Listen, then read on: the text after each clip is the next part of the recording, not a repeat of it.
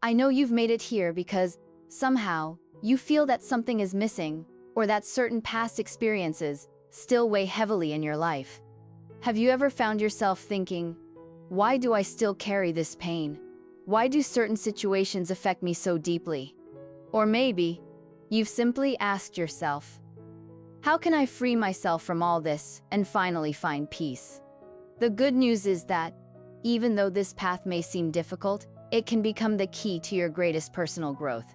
Today, we're going to talk about how the pain from childhood, those wounds you might not have fully healed, can transform into a powerful force for your future. By the end of this video, you may find yourself closer to a stronger version of yourself, capable of overcoming everything that, for so long, seemed impossible. Before we dive into everything we have to discuss today, if you feel this video could help you, subscribe to the channel and hit the notification bell so you don't miss anything. Let's move forward together, and I am sure this conversation will make a difference in your journey. Now, let's get started. I know that for many of us, acknowledging that we're still carrying childhood trauma can be difficult. But here is nothing wrong with that. In fact, this is the first step toward healing. Have you ever felt excessively anxious or even afraid of being rejected, not understanding where this comes from? Without realizing it, this trauma might be shaping your reactions and behaviors as an adult. Imagine what it would be like if you could look at that pain with empathy and understanding. Try to remember a moment from your past when you felt like you weren't enough or like you were being left out. Write that down in a journal, without rushing to fix everything right now. Just acknowledge what's there. This is the first step. It's normal to think that we can't overcome what we've been through, but self-awareness is the key to changing that narrative.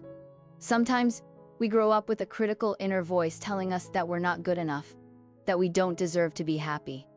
And I know how painful that can be, because many times, this voice comes from something very deep, from our childhood. How about we start changing that? Take a moment and write down 3 qualities about yourself that you admire. It's not about thinking you are perfect, but about recognizing how much you've already overcome, how much you've already achieved. This simple exercise of focusing on your strengths is the beginning of a real transformation. Emotional resilience is learning how to rise up after life's falls. When you have unresolved trauma, it can translate into a constant sense of being at risk or that something is always about to go wrong. But imagine if you were able to look at those falls and, instead of seeing yourself as defeated, saw them as opportunities for growth. I know it's hard, but remember, you've been through so much already, and you are still here. If you are afraid of failing, of not being good enough, take a deep breath and ask yourself, how can I use this experience to become stronger? This simple question can shift your perspective. Try it. Tell yourself, I am strong enough to overcome this.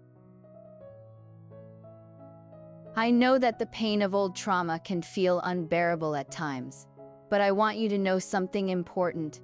This pain doesn't have to be a sentence of eternal suffering. It can become your greatest source of strength. The secret is in giving new meaning to what you've lived through. For example, someone who experienced a significant loss in childhood can develop an incredible capacity for empathy and help others navigate similar situations. Imagine if you could look at what happened to you, not as a curse, but as something that made you stronger. Try writing a letter to your past self, and in it, be the support you never had. What would you have liked to hear back then? What would you say to him or her now? Transformation doesn't happen overnight, and I understand if you feel frustrated with the pace of change. But what can you do right now to start? One simple step is to commit to a habit each day that helps you heal.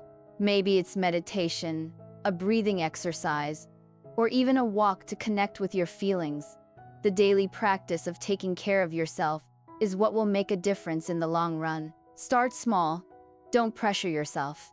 The important thing is that you begin. Remember, healing isn't about erasing the past, but learning to live more fully and healthily with what remains. I know you might be feeling a little overwhelmed right now, but I want you to know you are not alone in this process. Recognizing childhood wounds is often an act of courage.